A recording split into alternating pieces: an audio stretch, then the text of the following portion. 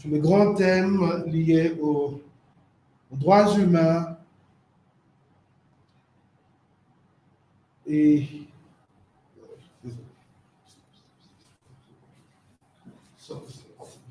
je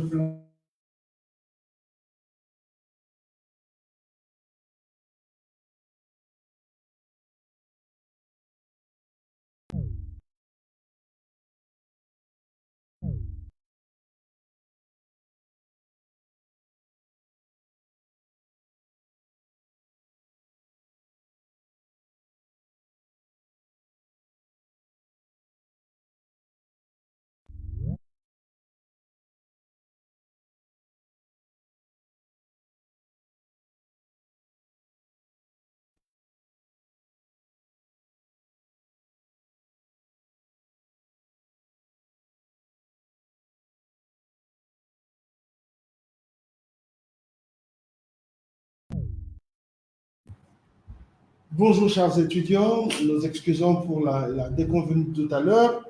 Voilà, nous voici dans notre troisième journée sur notre grand thème, notre conférence en ligne. Notre grand thème d'aujourd'hui, le droit humain, genre, liberté d'expression et outils de diffusion de l'information en ligne. Pour la journée d'hier, nous avions comme sous-thème le genre, médias et culture d'information. Aujourd'hui, avec Madame Afi, notre experte, et le panel de professeurs, les autres vont se joindre à nous après. Aujourd'hui, en face de nous, nous avons Madame Afi, qui est spécialiste, qui est journaliste de profession et experte dans le domaine des réseaux sociaux.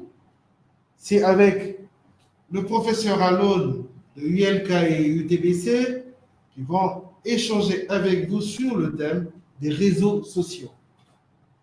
Mais avant d'attaquer ce thème, nous allons faire un rappel de la journée d'hier et une volontaire s'est manifestée en ligne pour nous parler du thème débattu hier. Il s'agit de mademoiselle Rosalie Bueni. Elle est en Master 1 à l'UCC. C'est elle qui va prendre la parole. J'espère qu'elle est en ligne pour nous briefer pendant 5 petites minutes ce qu'elle a retenu de la journée d'hier. Et elle va, par la même occasion, nous donner ses impressions quant à ces conférences qui ont commencé déjà le lundi 7. Mademoiselle Rosalie, vous êtes en ligne? Rosalie Bueni, êtes-vous en ligne?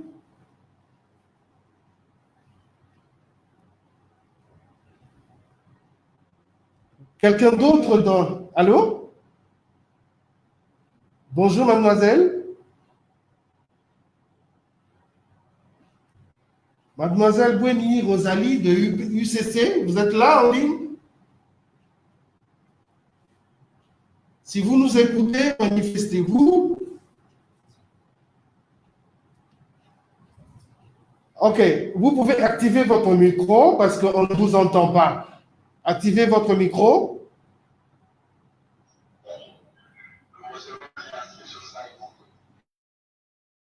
Rosalie n'est pas en... Elle est en ligne maintenant?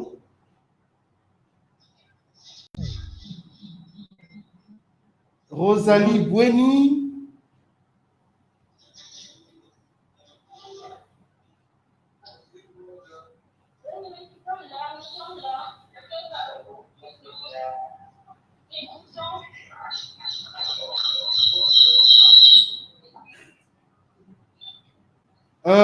Nous sommes en direct.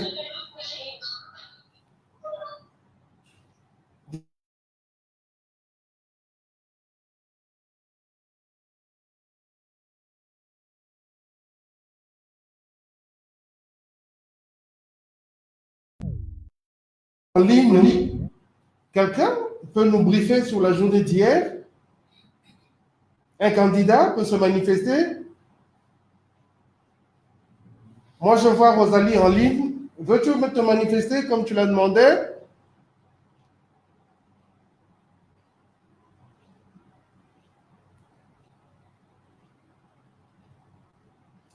Bon, ok. À défaut d'avoir quelqu'un en ligne, nous pouvons rapidement brosser ce qui a été la journée d'hier. Il était question de parler de genre, des questions de genre. Nous avons eu une introduction magistrale du professeur, un exposé scientifique sur les questions de genre avec le professeur Alon. Madame Anna est intervenue pour nous présenter la situation exacte de genre dans le métier ou dans le domaine de médias. Elle a présenté certaines statistiques et elle nous a dit exactement le gap se trouve à quel niveau et quelle sera votre implication de vous, futurs animateurs de maisons de presse, journalistes, dans le domaine de genre. Comment est-ce que vous pouvez, vous, à votre niveau, influencer dans vos foyers, dans vos maisons, dans nos familles, comment pouvons nous impliquer pour déjà insuffler à partir de nos maisons, à partir des entreprises qui sont nôtres, à partir des universités, cette impulsion de genre dans notre société. Et vous, en tant que communicateur, comment est-ce que vous pouvez intégrer cette notion dans la vie de tous les jours? Trêve des paroles, nous passons la parole au professeur Alon qui va commencer cette session d'aujourd'hui. Il s'agit des réseaux sociaux. Bonjour et bonne application.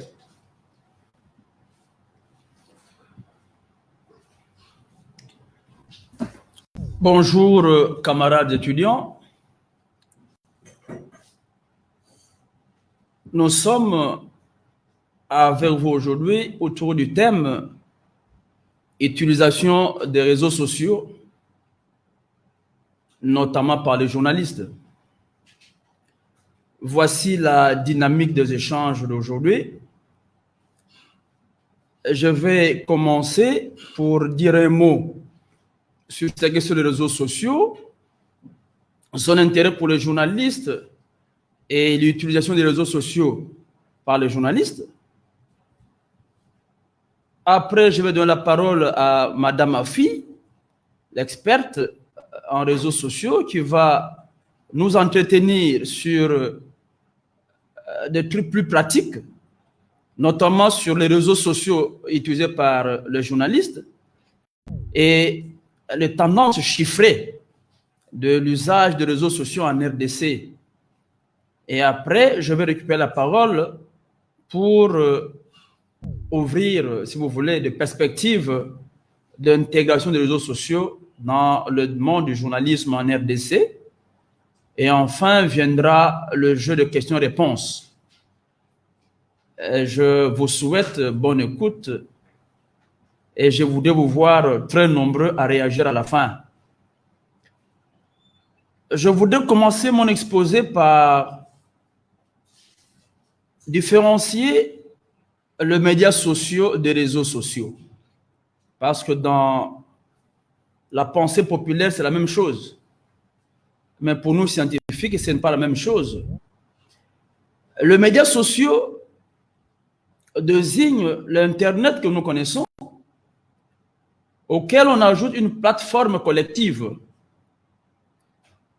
Les médias sociaux sont donc des outils mettant en jeu des technologies, la création de contenus et l'interaction sociale.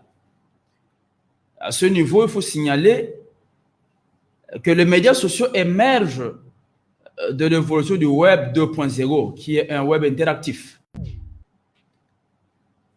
Alors que le réseau social, dans le contexte de technologie de l'information et de la communication, est un service en ligne permettant aux individus de se construire un profil public ou semi-public dans un système limité, d'établir une liste d'utilisateurs avec qui ils ont un lien, de voir la liste de liens établis par les autres utilisateurs du système et de les croiser avec les leurs. C'est donc un moyen de confronter, de retrouver, de créer des relations avec des personnes et de pouvoir interagir avec eux. En fait, la grande différence, c'est que les médias sociaux sont d'abord médias, sont des outils, mais des outils qui permettent de faire interagir les gens. Et ces gens, l'interaction constitue alors les réseaux sociaux. Aujourd'hui, les réseaux sociaux font partie de la vie quotidienne de près de 3,5 milliards de personnes à travers le monde, soit 45% de la population mondiale. Ce qui fait de ces outils d'excellents outils pour communiquer avec son audience. On peut les utiliser pour diffuser du contenu, étendre son réseau, acquérir de nouvelles connaissances et recevoir une aide inestimable dans son travail journalistique. De plus, être présent où se trouve son audience et clairement définir le destinataire de l'information permet de gagner en crédibilité et en pertinence même auprès d'un public encore inconnu. Aussi, la grande vague des smartphones a favorisé l'émergence et le développement de ces outils de communication. Si à l'époque, les médias traditionnels ont hésité, n'est-ce pas, à prendre le tournant digital imposé par ces innovations technologiques, aujourd'hui, ils ne peuvent s'en soustraire. Ces outils s'imposent. Mais quel est l'intérêt de tout ça pour les journalistes? Disons que les réseaux sociaux ont bouleversé, ont bousculé les pratiques professionnelles des journalistes et ont changé les manières dont le public s'informe.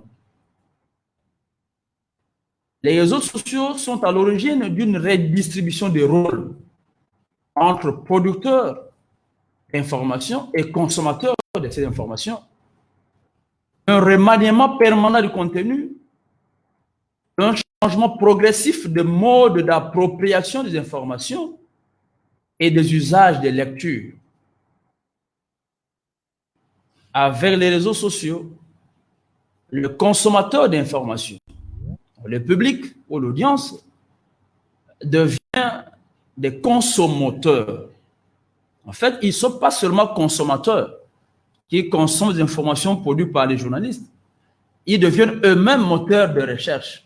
Eux-mêmes participent, eux-mêmes produisent des contenus. Voici pourquoi nous appelons des consommateurs.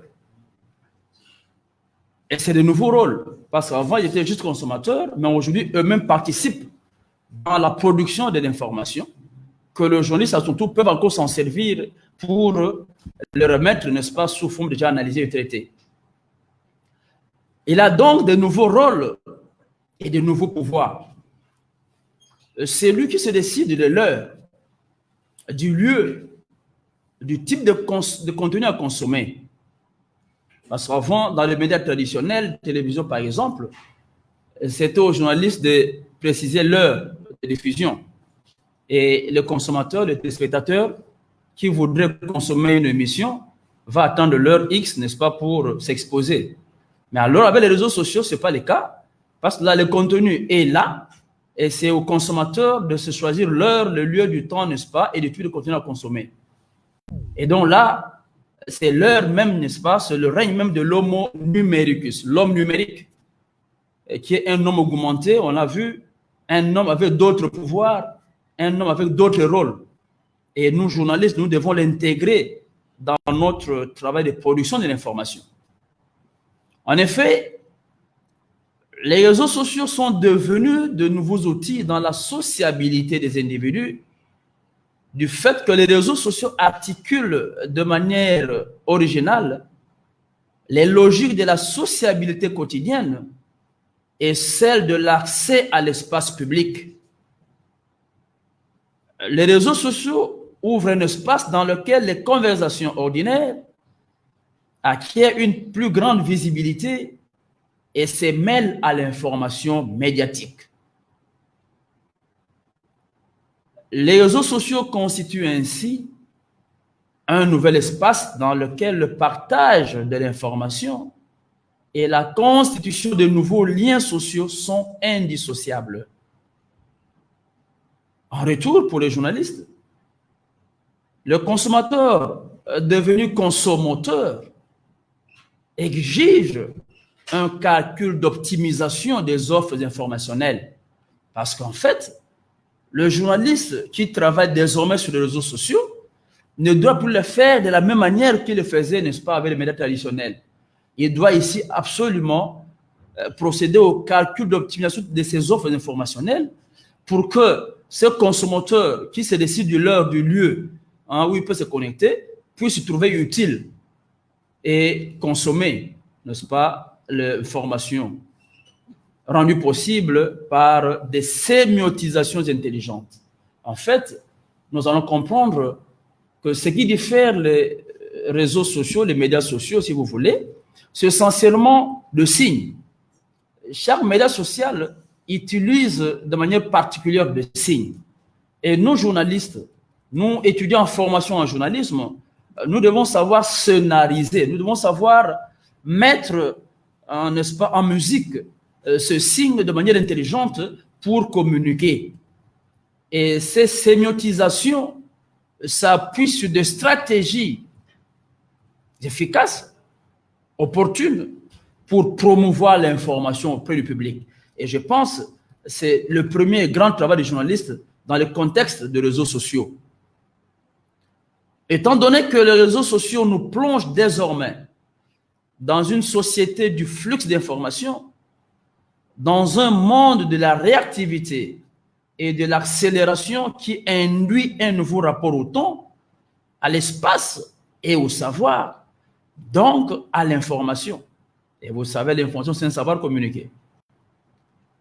La recherche effrénée du scoop, la mise en scène systématique de l'information, la primauté du direct, l'essor de l'information en continu et le règne de la vitesse, là je vois l'économie du clic et du lien, sont des signes d'un changement de rythme et de contenu dans la production de l'information au sein, n'est-ce pas, de rédaction. Nous assistons, vous vous rendez compte, à une véritable évolution technologique, anthropologique et même culturelle. Parce qu'en fait, avec les réseaux sociaux, il n'y a pas que le côté technique, on a vu, création de contenu, interaction sociale, ça touche également le côté anthropologique, l'homme même qui fonctionne, qui travaille là. Venons-en à l'utilisation des réseaux sociaux par les journalistes. Les réseaux sociaux se montrent relativement efficaces pour diffuser rapidement des informations. Oh, là, il y a un problème.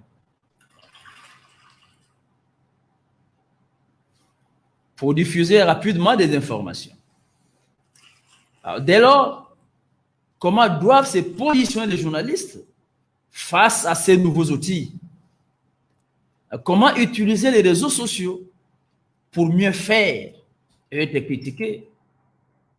Comment faire valoir de réalités augmentées? Voici quelques questions qui pourraient être ramassées dans la suite de nos explications.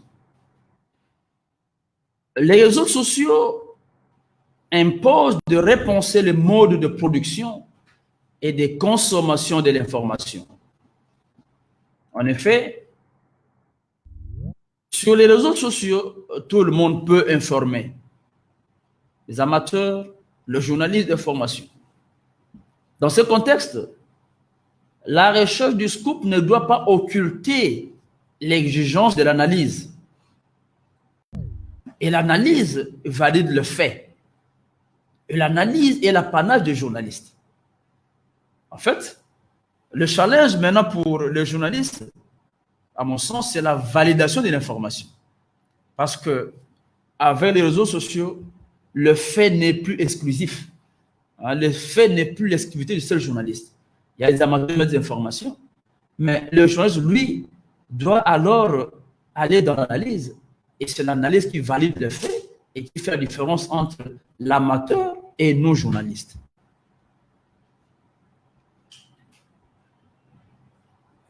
Les réseaux sociaux, premièrement, aident à la publication et à la promotion des contenus.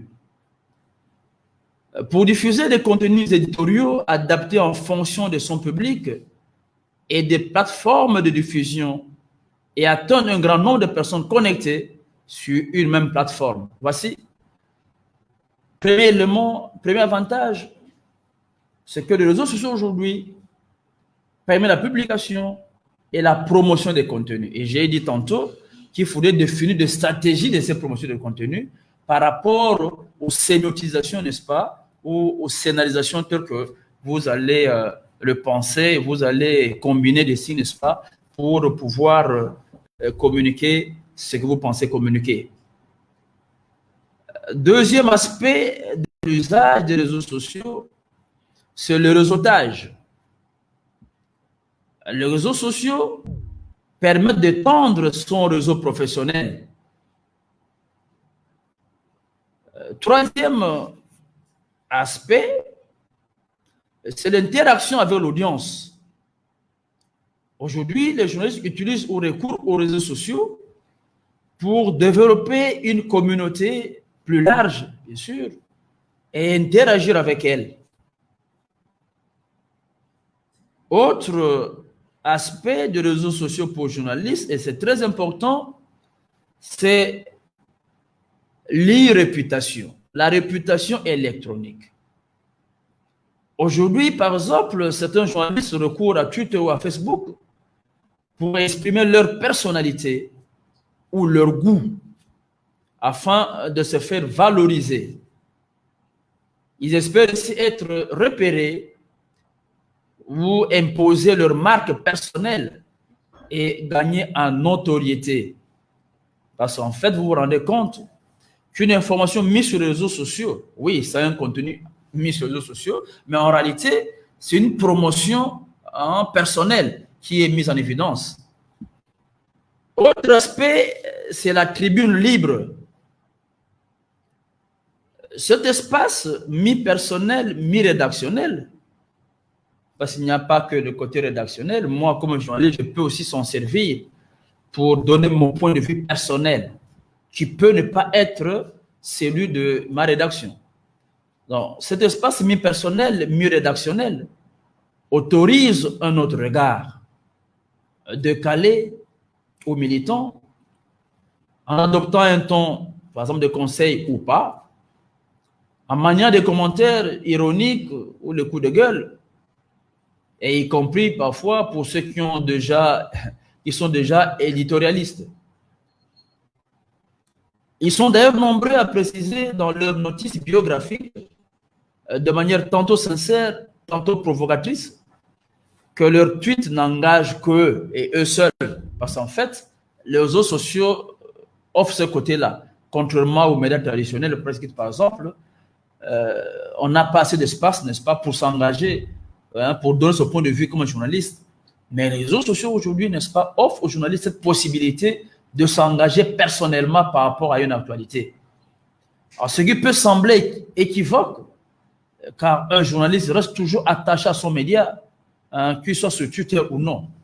C'est un peu le paradoxe, mais en fait, c'est ça. Le média autorise, n'est-ce pas, ce dédoublement. Parce que parfois, nous sommes obligés à prendre le point de vue de nos rédactions, même si il y a un désintérêt, il n'y a pas un accord personnel par rapport à ce point de vue rédactionnel. Et dans le média traditionnel, on n'a pas forcément cet espace-là, on n'a pas forcément ce temps-là.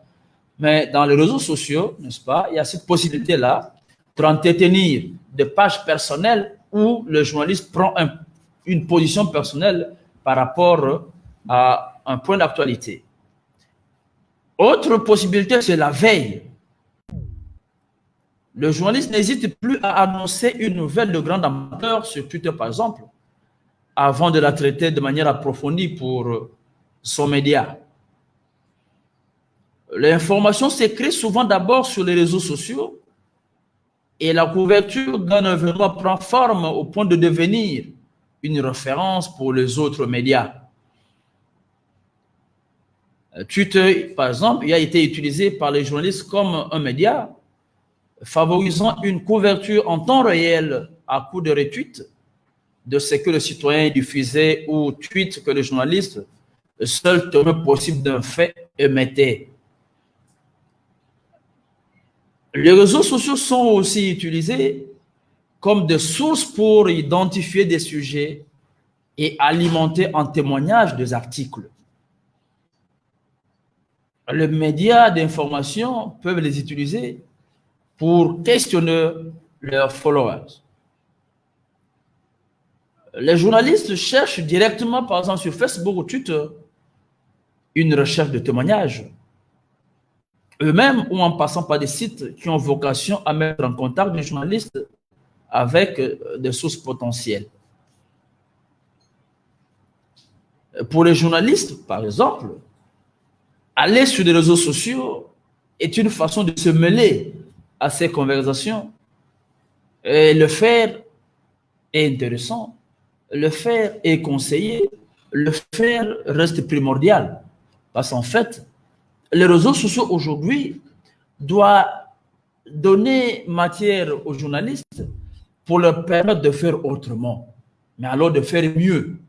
Parce qu'on vient de le voir, les réseaux sociaux offrent d'autres possibilités d'entretenir des liens, d'entretenir des relations avec son audience, d'entretenir même son audience. Les réseaux sociaux offrent des possibilités, nous avons vu, pour un journaliste d'être unique, d'être personnel, au-delà du point de vue de sa rédaction. Les réseaux sociaux donnent même aux journalistes la possibilité de maintenir l'actualité, parce qu'il peut anticiper les données et revenir sur ça, n'est-ce pas, le temps de donner aux autres médias la possibilité, n'est-ce pas, de retravailler sur ça. Mais alors, dans ce cas-là, il est reconnu comme source et les autres peuvent recourir, n'est-ce pas, à lui.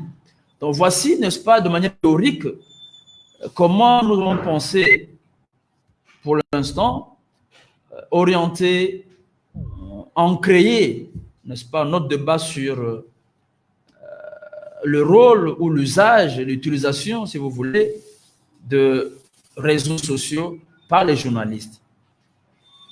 Mais quelle est aujourd'hui la tendance sur le terrain? Quels sont les réseaux sociaux les plus utilisés par les médias? Quelles sont les tendances en termes statistiques de l'usage des réseaux sociaux, de recours aux réseaux sociaux par les journalistes, par la population? Nous allons l'entendre par l'exposé de Madame Afi, qui est à mon côté et à qui je donne la parole. On l'a dit, c'est l'expert des réseaux sociaux maison. Madame, vous avez la parole. Merci beaucoup, professeur, et merci à vous aussi de participer et de garder votre attention sur cette session. Mon nom est Afi Malungu, je suis spécialiste en communication et en nouvelles technologies de l'information et de la communication dans l'organisation Internews. Alors, durant cette session, je vais vous introduire en fait les statistiques, en gros, les faits qui peuvent vous inspirer ou encore qui peuvent vous motiver en tant que prochain journaliste ou encore des journalistes qui sont dans la profession ou en tant que patron de presse dans l'utilisation des réseaux sociaux comme outil de diffusion de l'information et peut-être aussi outil de développement économique de vos médias. Alors, sans plus tarder, nous allons passer aux réseaux sociaux utilisés par les médias. Et dans ce chapitre, nous allons aborder les réseaux sociaux qui sont le plus utilisés partout dans le monde. Il faut juste savoir qu'en RDC, il n'y a pas encore eu d'études classiques ou encore de sondages faits sur l'utilisation des réseaux sociaux par les journalistes de manière spécifique. Par ailleurs, de nos observations, nous avons remarqué que premièrement, un peu aussi comme partout ailleurs, le réseau social Facebook est le plus utilisé en RDC. Et ce, par toute la population. On ne peut nier que sur Facebook, on y trouve plusieurs journalistes qui aussi en profitent pour diffuser de l'information ou encore exprimer leurs opinions. Et très souvent aussi, les journalistes utilisent cette plateforme pour promouvoir le travail qu'ils font. Alors, sur Facebook, en RDC, nous comptons plus de 2,9 millions d'utilisateurs selon la récente étude publiée en janvier 2020. Et sur Facebook, on trouve des utilisateurs qui sont jeunes. C'est-à-dire que entre 18 et 35 ans, la majorité des Congolais utilisent le réseau social qui est Facebook et qui lui confère en fait cette spécificité de s'adresser à une audience qui est plutôt jeune. Et c'est une opportunité pour les journalistes ou encore les médias d'adapter en fait leur offre, leur information à un public qui est jeune. Sur Facebook, le média ou encore le journaliste a cette possibilité de partager de divers types de contenus ou d'événements. Ceux qui nous suivent sur Facebook le font justement grâce à cette fonctionnalité qu'a Facebook de faire un direct, qu'on appelle communément un live. Alors, sur Facebook, on y partage autant du texte, des vidéos, des images, le live, comme je viens de le dire, des liens également vers des sites Internet ou encore des applications. Et il y a également cette possibilité de converser ou bien d'échanger avec son public et également, pourquoi pas, de faire un sondage sur une thématique donnée. Et il n'y a pas que ça. Facebook offre un large éventail de fonctionnalités, de possibilités pour permettre aux journalistes d'user de sa créativité afin de diffuser une information intéressante et également de cibler l'audience qui est adaptée à l'information qui est diffusée. L'on dénote aussi sur Facebook la présence de plusieurs médias dans le monde et de plus en plus les médias ouvrent des pages sur Facebook. On y remarque aussi que surtout à l'international, lorsqu'il s'agit des événements très importants ou encore qui suscitent un intérêt mondial, l'on remarque que ces médias peuvent en fait publier en direct ces événements-là. De la même manière que l'on remarque que, prenons l'exemple de la RTNC, dernièrement, nous avons suivi une session extraordinaire sur Facebook et diffusée sur Facebook et qui a permis à des personnes en fait de suivre l'événement en direct, mais pas nécessairement à la télévision qui est le média classique de diffusion de la RTNC. D'où vous voyez en fait l'opportunité que peut offrir cette plateforme pour permettre aux journalistes d'augmenter en fait son audience et également de se professionnaliser. Ensuite, nous remarquons que Facebook est un bon outil de référencement, spécialement pour les médias qui ont des sites web ou encore pour les journalistes qui disposent en fait de leur propre blog ou encore de leur propre site Internet. Plusieurs utilisateurs accèdent aux sites d'information en ligne via Facebook.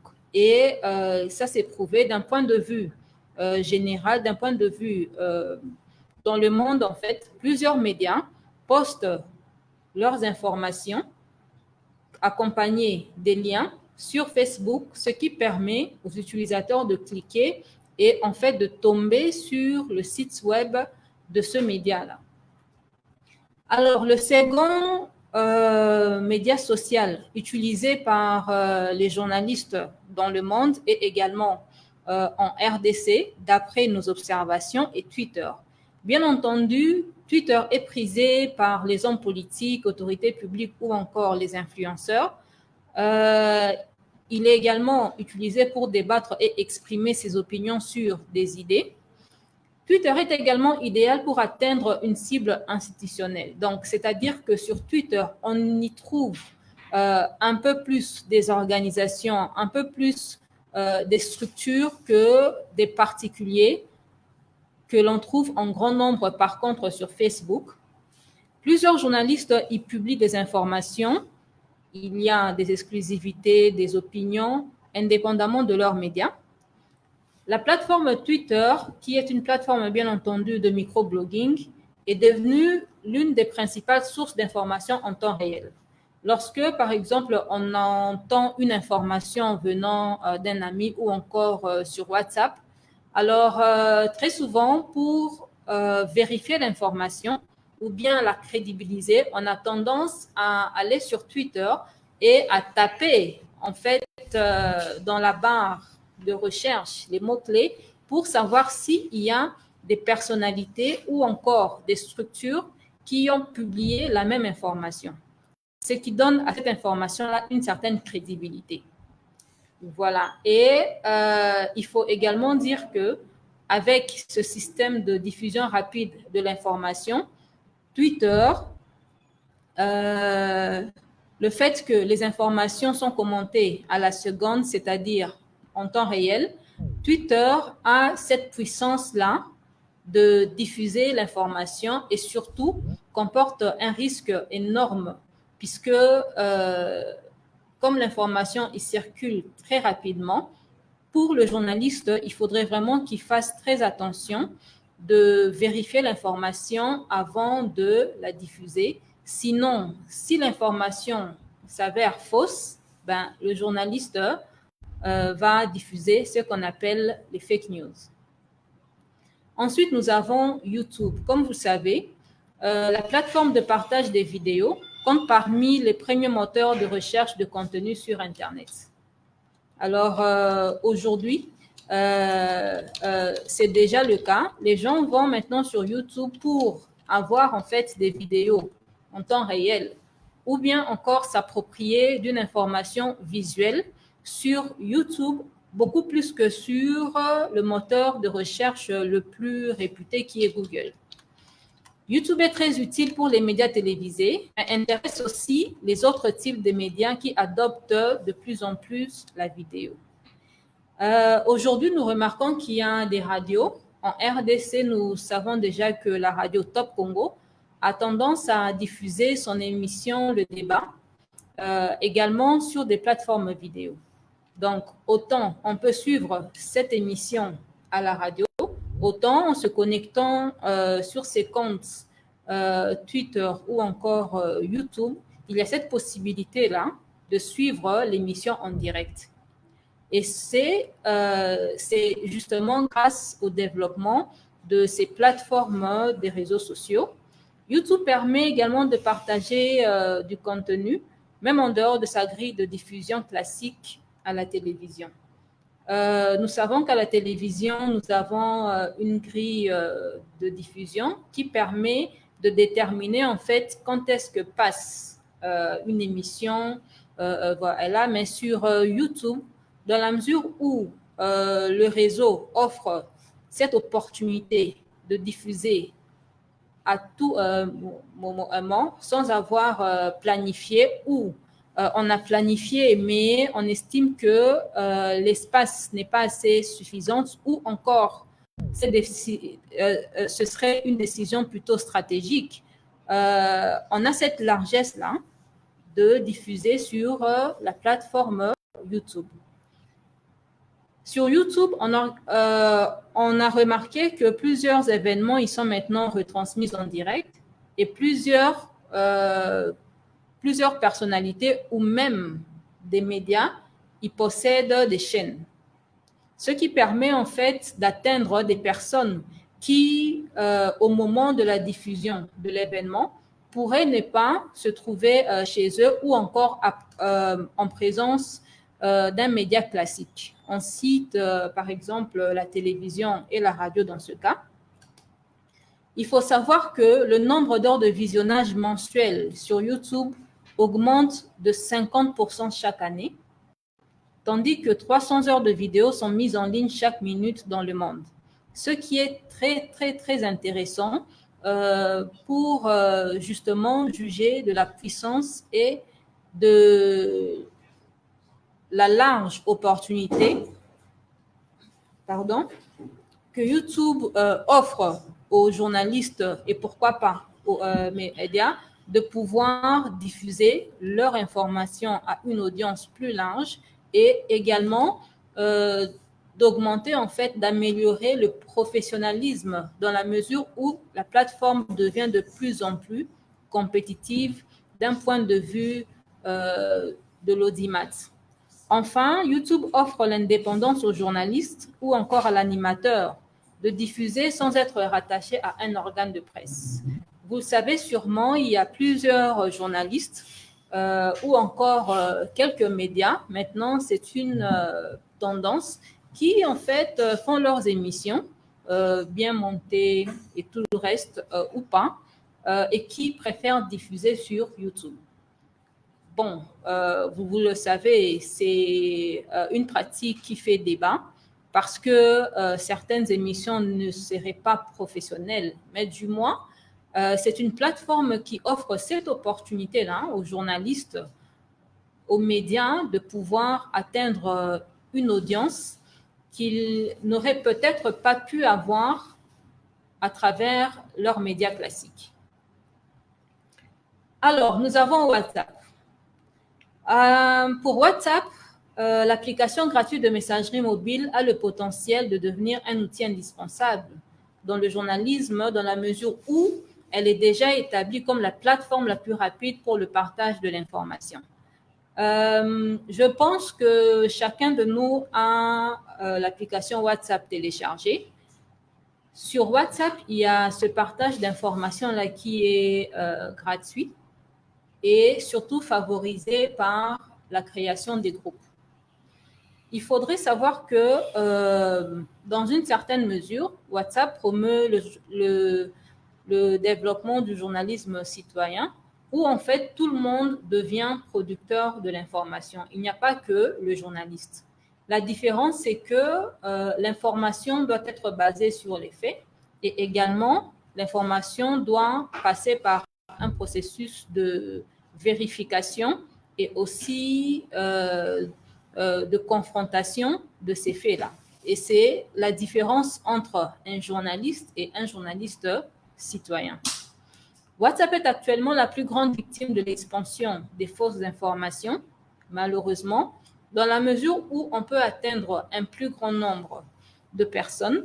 Il y a de fausses informations qui sont non vérifiées ou encore diffusées à dessein, qui circulent en fait sur WhatsApp, et ce qui justement rend le métier du journaliste très important dans la mesure où dans sa profession, le journaliste est obligé en fait de traiter son information, de la vérifier, de la confronter et de la crédibiliser avant toute publication. Il faut savoir qu'actuellement, certains médias comme la BBC, la chaîne internationale anglaise, testent actuellement cette application pour la diffusion de leur contenu.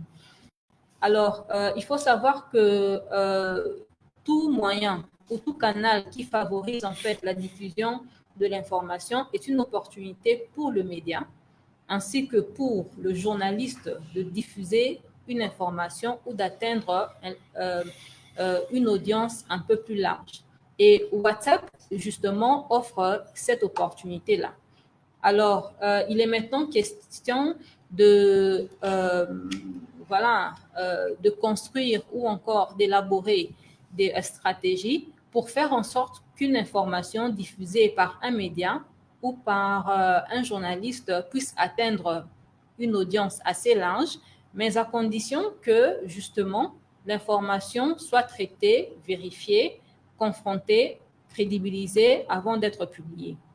D'un point de vue journalistique, même si WhatsApp peut aider dans la collecte et la diffusion de l'information, bien évidemment pour sa rapidité de partage, le risque est que le journaliste donne moins de place au traitement de l'information et devienne paresseux. C'est un phénomène que l'on observe déjà bien malheureusement.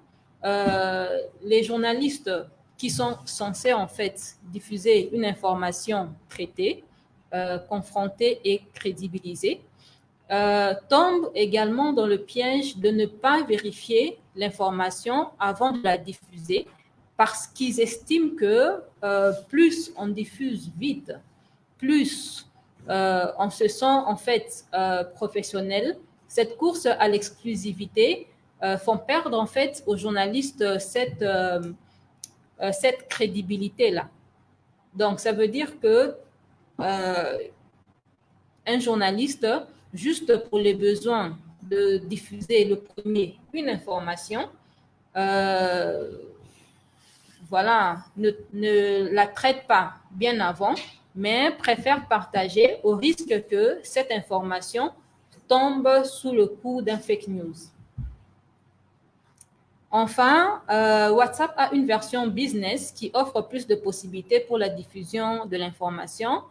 Il faudrait juste savoir que cette version est payante et exige du journaliste ou encore des médias ainsi que des utilisateurs de payer en fait pour disposer de cette information-là.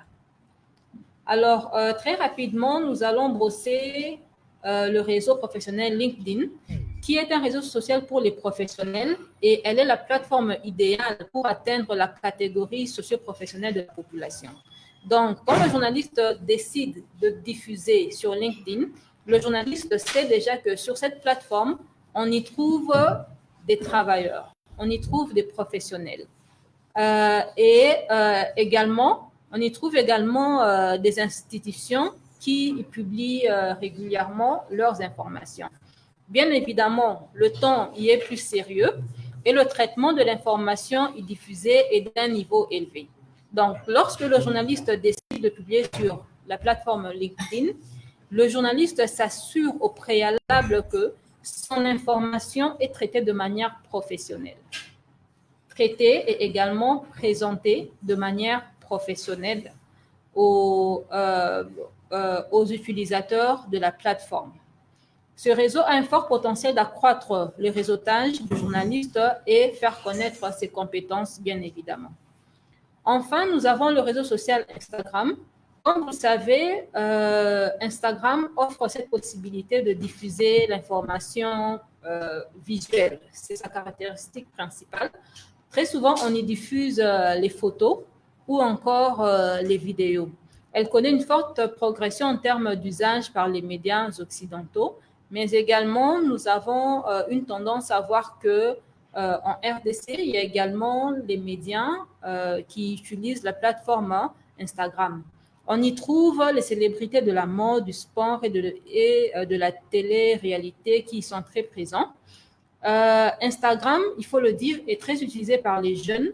Elle demande un fort investissement en création de contenus visuels captivants. Ça veut simplement dire que lorsqu'un média ou un journaliste décide d'utiliser la plateforme Instagram, ce journaliste ou ce média doit investir dans la production en termes de qualité et de créativité des contenus visuels, c'est-à-dire des photos, des affiches ou encore des vidéos qui sont élaborés de manière professionnelle et surtout de manière attrayante. Alors, nous allons passer aux chiffres sur l'utilisation des réseaux sociaux en RDC. Cette partie, en fait, est censée vous donner, vous inspirer sur comment utiliser les plateformes comme Facebook ou encore Twitter et quelle est l'audience, en fait, combien de personnes est-ce que vous allez atteindre? Ce qui est très important, à mon avis, parce que vous allez voir que ces plateformes ne sont pas utilisées par tout le monde, mais vous allez également y voir des potentialités. N'hésitez pas à surtout à avoir de la créativité. Les chiffres sont là et allons-y. Alors, il faut savoir que sur plus de 80 millions de personnes qui vivent en RDC, c'est la population de la RDC. La RDC compte 16,35 millions de personnes qui utilisent l'Internet.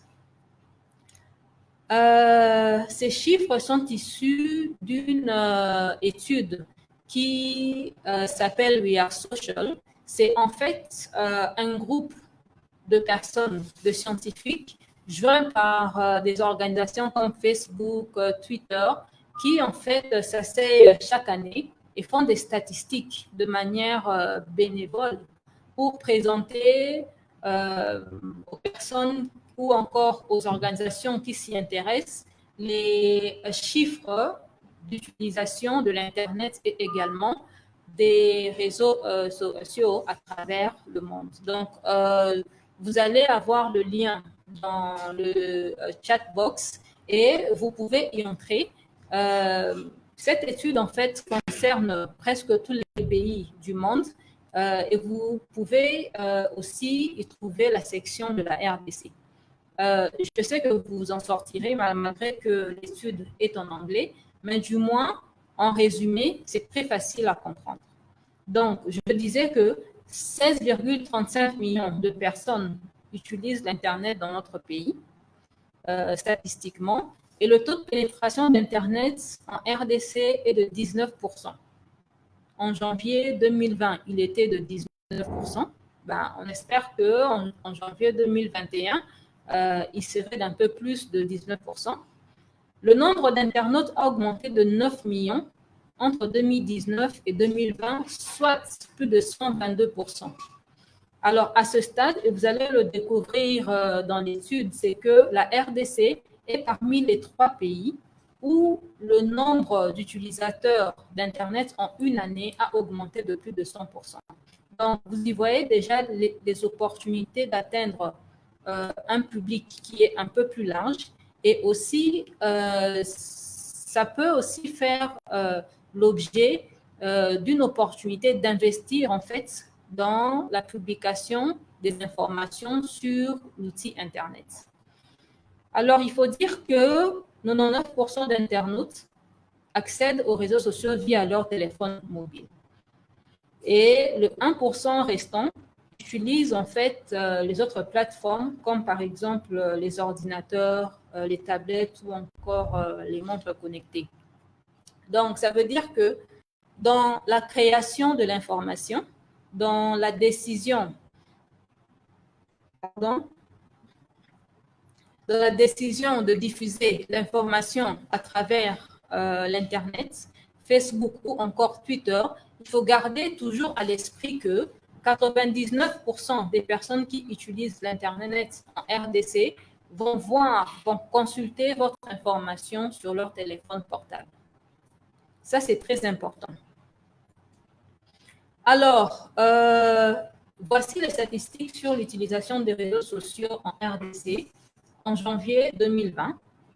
La RDC comptait 3,10 millions d'utilisateurs des réseaux sociaux dans tout le pays.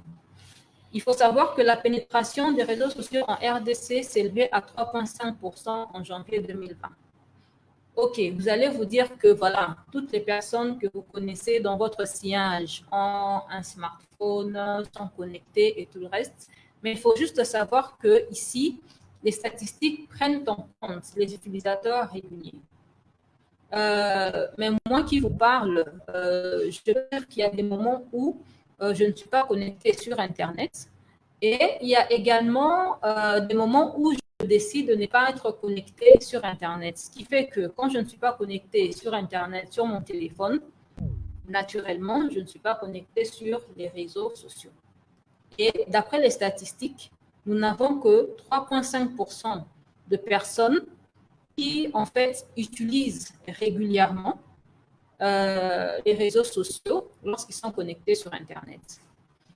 Le nombre d'utilisateurs des réseaux sociaux a augmenté de 680 000 personnes entre avril 2019 et janvier 2020, soit plus de 28%. Ici, vous devez comprendre que plus de 28% de personnes qui utilisent Facebook ou encore Twitter est un chiffre très important pour vous dire que il y a des personnes maintenant qui sont présentes dans un outil de communication pour lesquels le journaliste peut être un peu plus créatif, peut prendre cette opportunité-là pour diffuser son information ou encore son contenu. Alors, bien entendu, ces personnes qui utilisent les réseaux sociaux les utilisent en grande majorité, si pas presque la totalité, sur leur smartphone ou encore leur téléphone mobile. Passons à Facebook. Nous avons vu tout à l'heure que Facebook était le réseau social qui est le plus utilisé ici en RDC en raison de 2,9 millions de personnes qui sont connectées régulièrement sur Facebook tous les jours.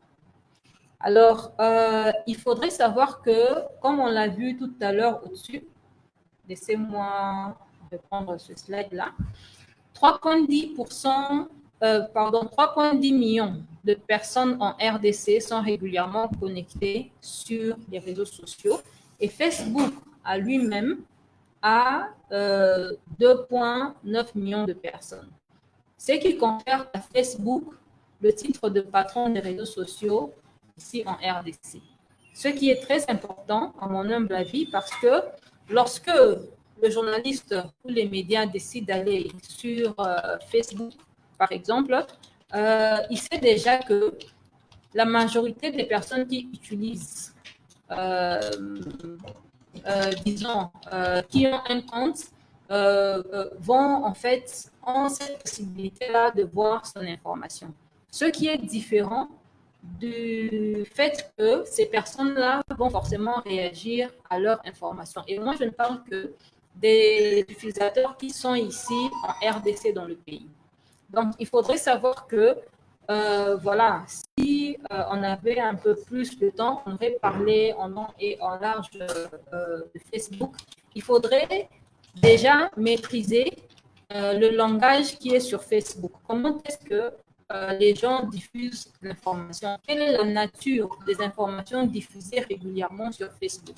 C'est très important pour permettre aux journalistes, en fait, d'adapter son information à l'audience va trouver sur Facebook et pourquoi pas à la nature même du moyen de diffusion qui est Facebook. Très rapidement, nous allons passer à Twitter. Déjà, vous allez remarquer que, excusez-moi de revenir un tout petit peu sur Facebook, il y a plus de 65% des personnes qui sont sur Facebook en RDC sont des hommes et un peu plus de 34% sont des femmes. Donc, ce qui est très important, déjà d'un point de vue global, l'on compte une majorité d'hommes qui utilisent Internet versus une minorité des femmes. Donc, voilà, quand vous allez sur Facebook, il faut s'attendre à ce que ce soit beaucoup plus les hommes qui reçoivent tout naturellement votre information et contrairement, vous y trouverez une minorité des femmes par rapport à la proportion des hommes. Alors, Twitter est en développement. Il faut se le dire, c'est que pour l'instant, 99 000 personnes utilisent Twitter.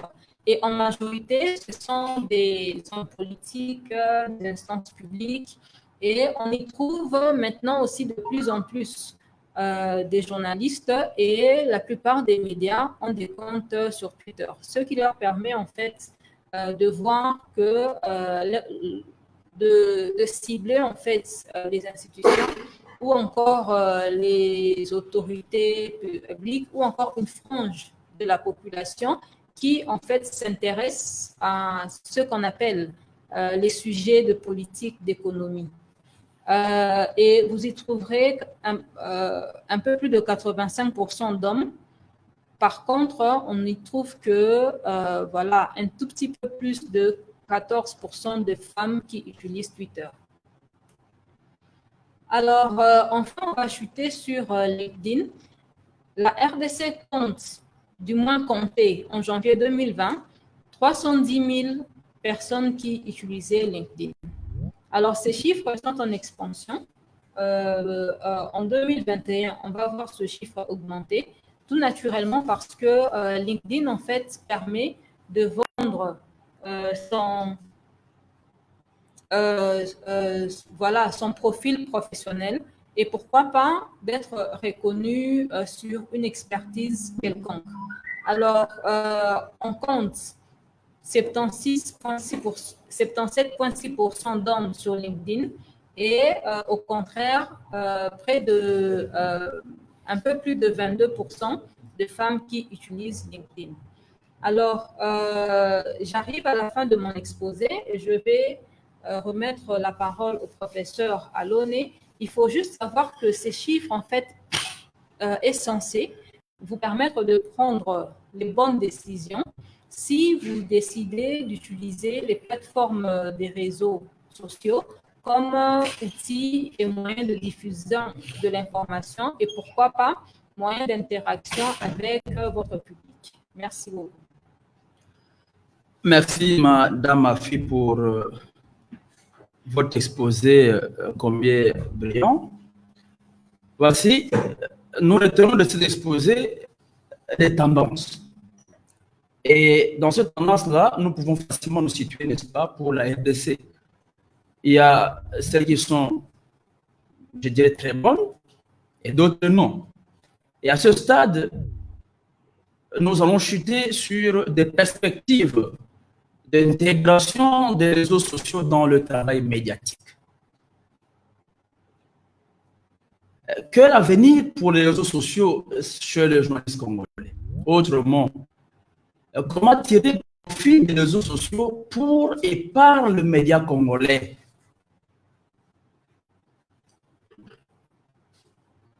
Tirer profit, à mon sens, suppose d'abord d'inscrire les réseaux sociaux comme de nouveaux espaces de diffusion d'informations. Non seulement des espaces, n'est-ce pas, de partage des informations amicales, mais il faut d'abord, premièrement, inscrire, utiliser, adopter les réseaux sociaux comme de nouveaux espaces de diffusion d'informations. Deuxièmement, en sens, il faut utiliser les réseaux sociaux comme des leviers de promotion de contenu local. Mais alors, dans la condition que l'offre de médias locaux rencontre la demande. Quand j'intervenais avant, j'ai parlé du calcul d'optimisation de l'offre informationnelle. C'est à ce niveau-là. L'offre doit rencontrer la demande. Et donc, par notre manière de sémiotiser l'information, nous devons savoir faire ce calcul d'optimisation pour être intéressant.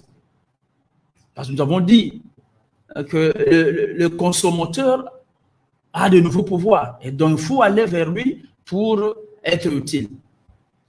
Troisièmement, l'utilisation des réseaux sociaux doit permettre de lubrifier le mécanisme de production de médias locaux, de manière à crédibiliser leur production aux yeux des différents publics locaux et étrangers et de se construire comme des sources de référence pour des problèmes locaux d'une part et pour des problèmes mondiaux pris en charge localement, voire de renverser la représentation sociale et l'influence des médias transfrontaliers occidentaux auprès des consommateurs locaux d'autre part. En fait, je parle de l'idée simple. Nous avons connu chez nous ici ce qu'on appelait jadis des médias internationaux, des médias transfrontaliers. C'est vrai, à l'époque, chez nous, il n'y en avait pas parce qu'on n'avait pas de capacité technologique à pouvoir transporter nos productions au-delà de nos frontières. Et d'ailleurs, vous vous souvenez, la RTNC qui émettait dans le temps à travers toute la République, qui a arrosé toute la République, ne le faisait plus, faute de matériel qui devenait vétuste.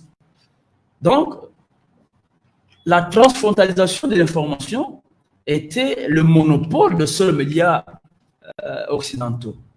Et aujourd'hui, sur le plan technologique, ces médias occidentaux n'ont plus ce monopole-là. Sur le plan technologique aujourd'hui, même nous, médias congolais, nous avons cette possibilité d'apporter nos contenus au-delà de nos frontières. Au-delà de nos frontières. Et donc, dans ce cas-là, savoir-faire pour renverser cette représentation-là. Parce qu'avant, les études ont démontré, plusieurs études ont démontré sur le plan local et international, que les récepteurs congolais consommaient plus de médias occidentaux parce que c'est crédible, c'est études. Et à mon sens, parce que simplement, ce média avait défini des bonnes politiques initiatives. Et donc, avec ces nouveaux outils entre nos mains, nous devons voir comment en profiter, comment tirer profit pour retenir des audiences aussi larges. Cela suppose, premièrement, de favoriser l'émergence d'une culture numérique dans le choix des journalistes. Cela suppose de formation et ainsi de suite. Cela suppose également que les instances publiques définissent des politiques susceptibles d'améliorer l'accès au numérique, notamment l'infrastructure, la fiscalité, le climat des affaires, l'éducation nationale, la législation en matière de numérique, et plus largement en matière de TIC. Là, par exemple, il y a des directives de la SADC, des autres, sur le service universel. Est-ce que dans notre pays, les gens ont facilement accès, n'est-ce pas, aux opportunités qu'offre le TIC? À chacun de répondre. Donc, les instances publiques doivent pousser vers plus d'accès, n'est-ce pas, vers plus d'usage des outils numériques. Et enfin, il faut donc que le média congolais puisse considérer les réseaux sociaux comme une opportunité. Une opportunité pour le journaliste, une opportunité pour le travail médiatique. Donc, ce ne sont pas de simples outils de partage de simples informations amicales, mais c'est des outils qui doivent s'inscrire de manière intelligente dans notre travail de journaliste, dans notre travail médiatique. Voici, avec ces mots, je clôture l'exposé de ces jours et nous nous remettons à vous, chers étudiants, pour d'éventuelles questions et contributions, pourquoi pas. N'hésitez pas à poser tout genre de questions qui vous viennent à l'esprit et nous serons très contents, n'est-ce pas, de vous entendre aussi nous proposer d'autres choses si vous avez suivi, n'est-ce pas, académiquement. Je vous remercie.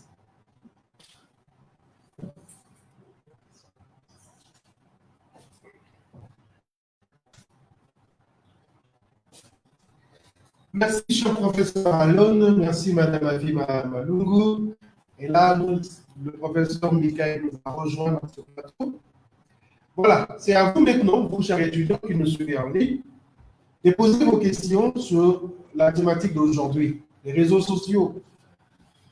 Je crois que c'est très important, j'ai épinglé certaines choses, comme Madame, les statistiques présentées par Madame Afi nous ont dit long, exactement par rapport à vous, une mine d'or, mais comment utiliser cette mine d'or?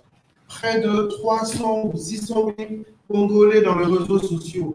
Vous, acteurs de communication, vous, acteurs de l'information, cette mine d'or, cette plateforme, large plateforme que les réseaux sociaux exposent, vous donnent, que pouvez-vous faire? Qu'est-ce que vous pouvez faire pour l'utiliser de façon professionnelle? Elle a épinglé qu'il y a de production audiovisuelle qui sont journalistiques, mais que l'on présente sur YouTube aujourd'hui, comme information, c'est sujet à caution des discussions. Une occasion également pour vous de savoir pourquoi pas ou pourquoi. Donc, nous attendons vos questions. L'expert et le professeur. Vos professeurs sont là pour répondre à vos questions. Vous pouvez soit écrire sur la plateforme directement, vous pouvez écrire sur WhatsApp dans le groupe que Internews anime, ou encore sur Facebook. Nous attendons vos questions. À vous les amis. Dès qu'il y a une question, sachez le signifier rapidement. Nous allons le prendre en compte. Déjà une question?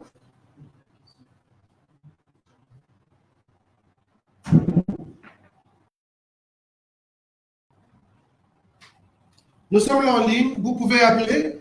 Vous pouvez directement écrire sur Facebook. Nous allons avoir ces questions. Et oui, nous vous attendons. Allez-y.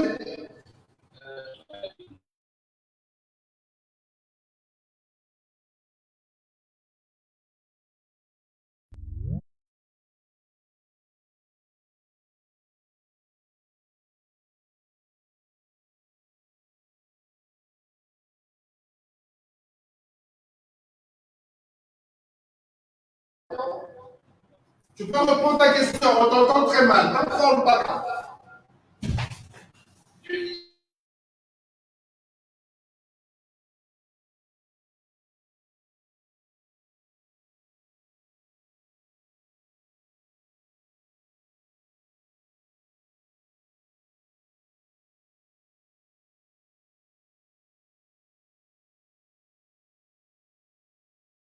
Au développement de l'opération. Il est difficile pour que les instituts se prennent son moteur, cherchent et vivent. C'est une chose qui ne comprend pas trop. Il faut attendre que si on se voit un lien à la maison patable ou de tomber sur une de leurs applications qui ne sont pas utilisées pour lier et accéder à leur dossier. Madame, de l'utilisation des réseaux sociaux a aussi dit que face aux défis auxquels nous restons face, il y a une explication qui fait en sorte que le traitement des informations qui est très fort. Le monde des décisions n'est pas vraiment pris en compte.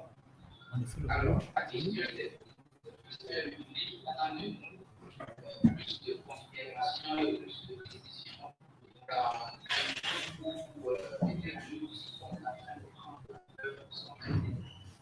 La question est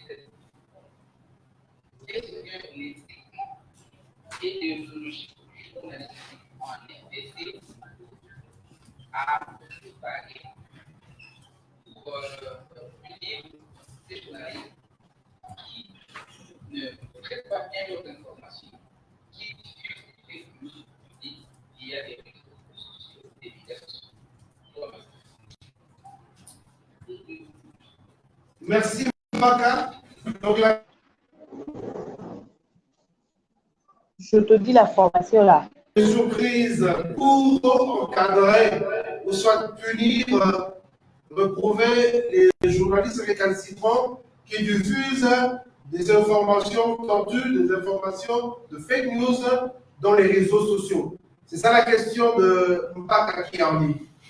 Madame Afi, s'il vous plaît. Merci beaucoup, Monsieur Mpaka, pour votre question. Et c'est une question qui est très importante et surtout qui suscite encore le débat. Je vais introduire la réponse et nos chers professeurs vont la développer. En fait, il faut savoir que l'éthique et la déontologie journalistique ont été élaborées sans pour autant tenir compte spécifiquement d'un outil ou d'un moyen de communication. C'est une éthique professionnelle qui a été élaborée justement pour encadrer le métier du journaliste ici en RDC. Alors, pour ce qui est spécifiquement des réseaux sociaux, le métier de journaliste ne change pas. L'éthique et la déontologie ne changent pas. Juste parce qu'il y a Facebook qui permet de publier l'information le plus rapidement possible, ou encore WhatsApp qui permet de la partager de manière, en fait, avec une célérité qu'on n'a jamais vue avant, ne devrait pas, en fait, empêcher le journaliste de faire son travail de manière professionnelle. La vérification des faits doit toujours demeurer. Et en ce qui concerne les mesures que, en fait, qui sont réservées aux journalistes qui est récalcitrant, bien entendu, ce sont les mêmes mesures qui sont reprises dans l'éthique.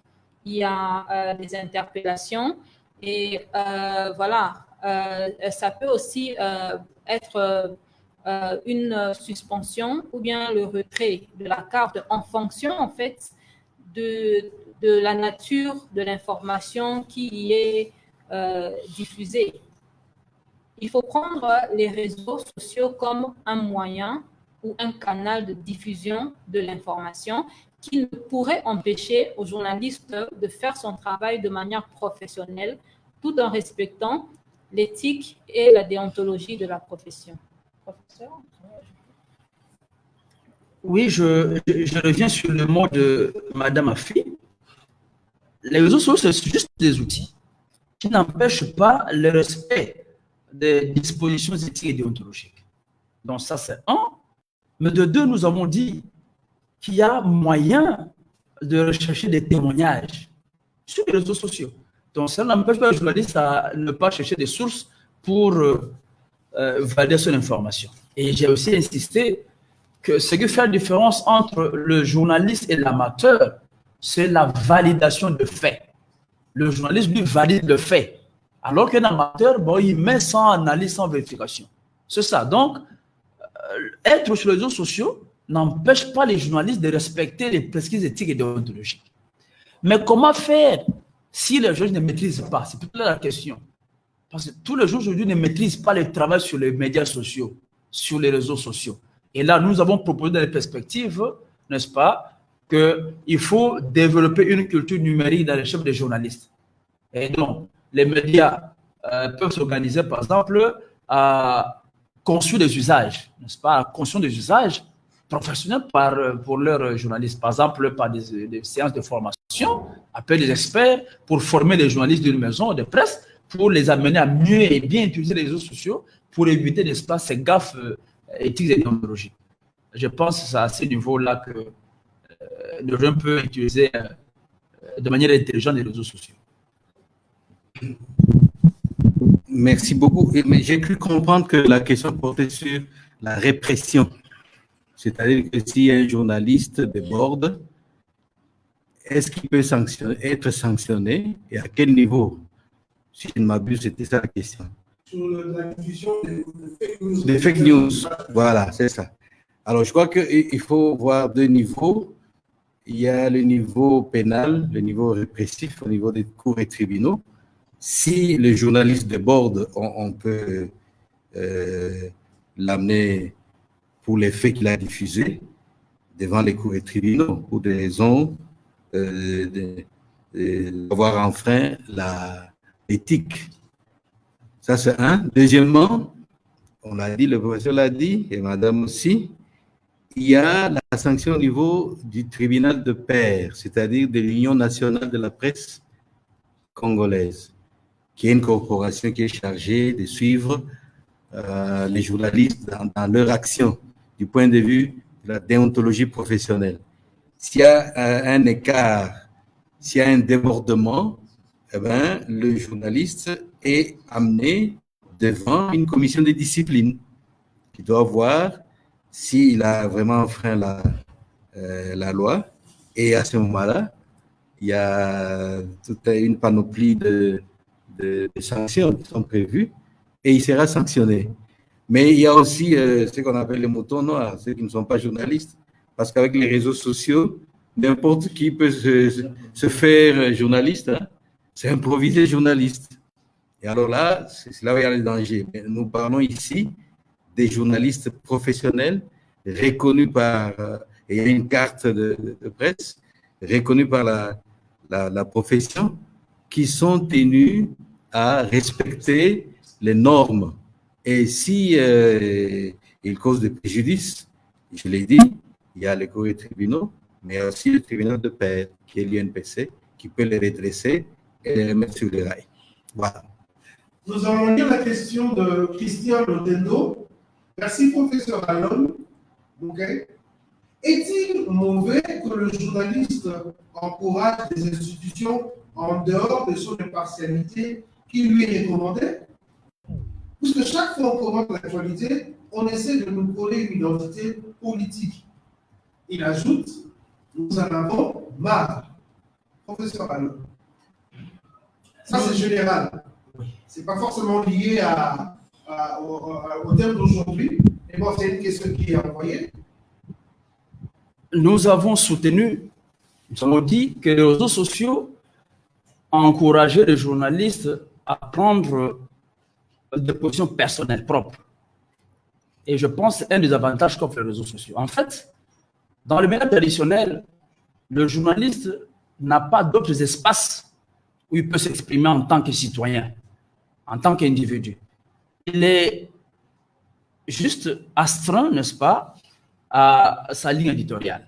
Bien sûr, il a sa libre conscience. Mais avec les réseaux sociaux, l'avantage, c'est qu'il peut se tailler ce qu'on appelle la e-réputation. Prendre des positions qui peuvent être celles de sa maison ou non. Dans sa rédaction, il prend position pour sa rédaction, mais il peut prendre sa position personnelle propre vis-à-vis d'un point d'actualité. Donc, je pense que ce n'est pas incompatible. Et c'est ça un des avantages des réseaux sociaux. Nous l'avons dit quand nous avons exposé. Les réseaux sociaux offrent, n'est-ce pas, cette possibilité pour le journaliste de donner son point de vue personnel à travers son blog, à travers un espace, n'est-ce pas, sur les réseaux sociaux. Donc, ce n'est pas incompatible à mon avis. Il n'y a pas d'incompatibilité. Au contraire, c'est un enrichissement, c'est une évolution, n'est-ce pas, dans la partie journalistique. Alors là, vous revenez toujours à sa question.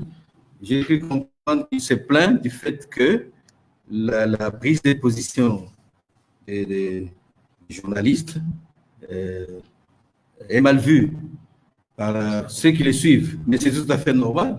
Lorsqu'on écrit un article et qu'on s'exprime sur un point donné, on ne peut pas être d'accord avec tout le monde. Tout le monde ne peut pas apprécier ce que vous dites.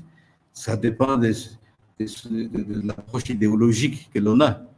Si on est de gauche, de droite, du centre, eh bien, si les écrits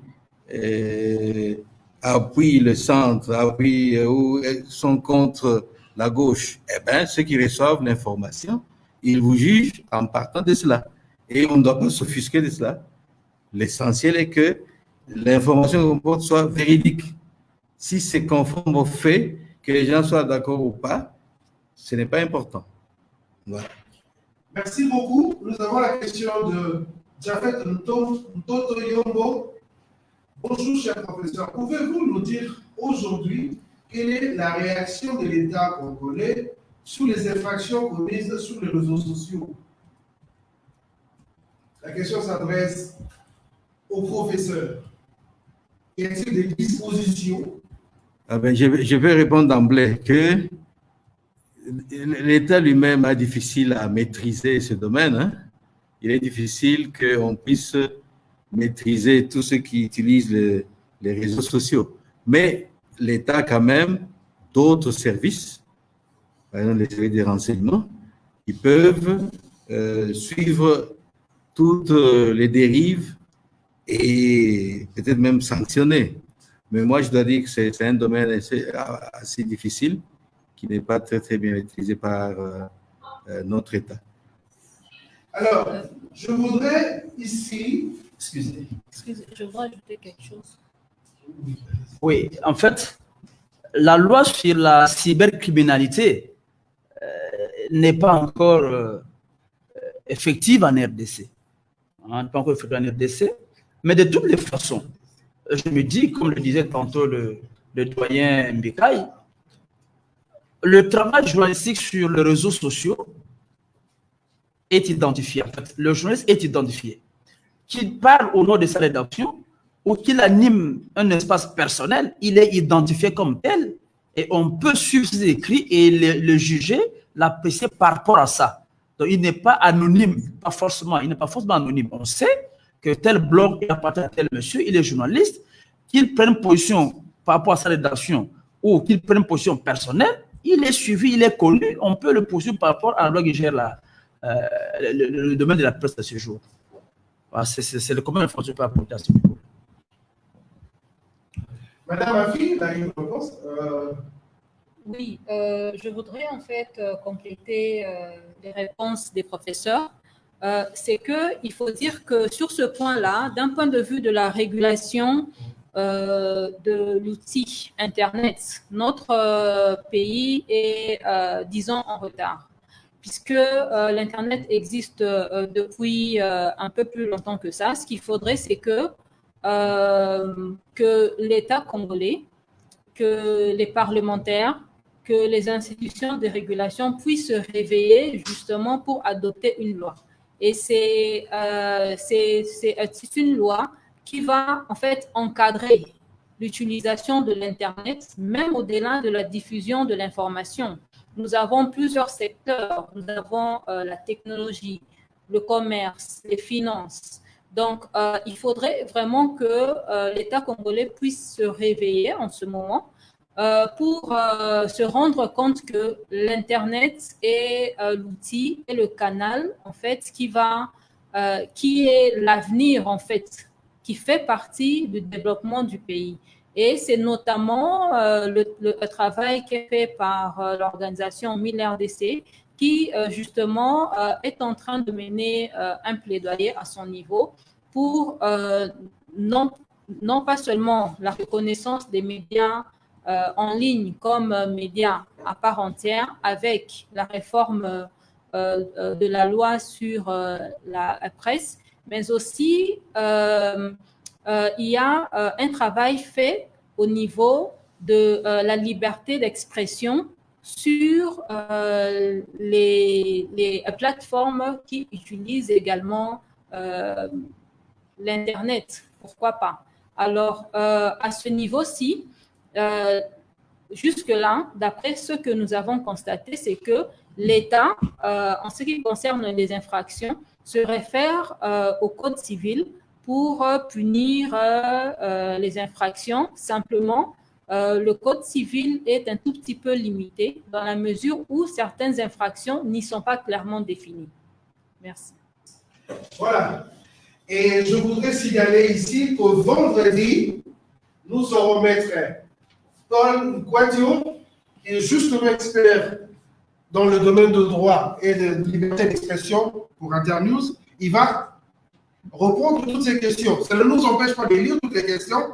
On le gardera déjà dans son... Il est présent dans cette salle, mais il intervient le vendredi. Donc, il entend déjà vos préoccupations.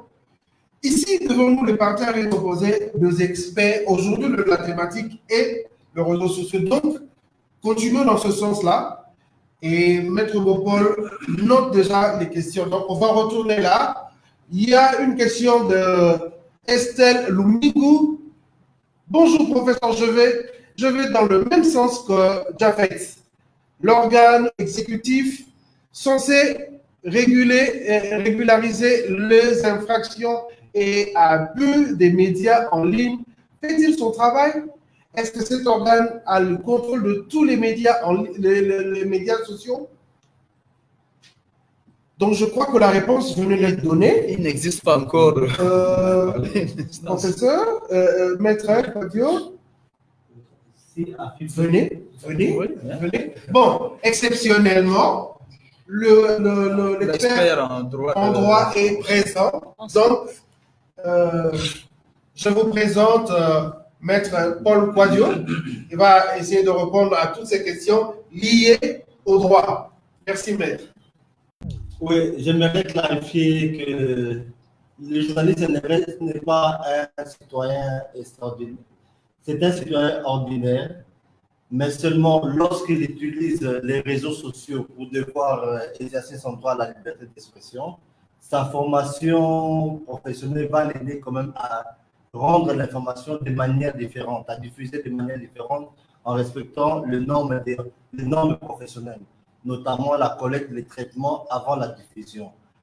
Mais pour le citoyen lambda qui récolte une information sans devoir la traiter, la vérifier, ça sera différent par rapport à une information. Alors, comme on a dit, le journaliste engage 3 niveaux de responsabilité. Le niveau professionnel, le niveau, déontologique et le niveau pénal et civil. Donc, lorsque un journaliste commet une faute, il peut être poursuivi indépendamment, soit devant le cours des tribunaux, devant l'organe de régulation ou d'autorégulation. Donc, cela ne le soustrait pas. Alors, il faudrait faire une différence entre les médias sociaux et les médias en ligne. Entre les réseaux sociaux et les médias en ligne. Les médias comme entreprise. Les médias comme entreprise et les réseaux sociaux comme plateforme qui réunissent les gens selon leur affinité. On vous a parlé de Facebook, une communauté de personnes qui se retrouvent sur cette plateforme numérique pour devoir échanger des informations. On vous a parlé de LinkedIn, plateforme professionnelle. Ce qui vous réunit, c'est l'aspect professionnel. Et là, vous échangez des informations par rapport aux questions professionnelles et des recherches de tout ça. Donc, il faudrait faire une différence entre les réseaux sociaux, qui sont des plateformes d'expression libres, et les médias en ligne, comme entreprises, qui sont reconnus au niveau de l'État, qui ont des documents, les registres de commerce immobilier, qui sont enregistrés au niveau du Conseil supérieur de l'audiovisuel et de la communication pour les médias qui sont ici sur place. Donc, l'organe chargé de réguler par rapport au contenu des médias, là, c'est la régulation, le Conseil supérieur de l'audiovisuel et de la communication. Est-ce qu'il fait son travail? On a dit il y a les défis de la technologie. Il n'a pas toute la technologie pour devoir suivre les médias d'information en ligne. Merci, Maître Paul. Donc, rendez-vous est pris avec vous pour ce vendredi déjà. Alors, question de Rémiel Toumba, étudiante en communication des organisations à UNK.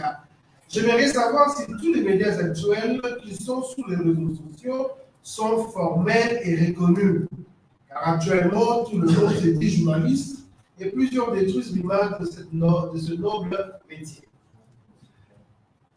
Madame Afimalougou.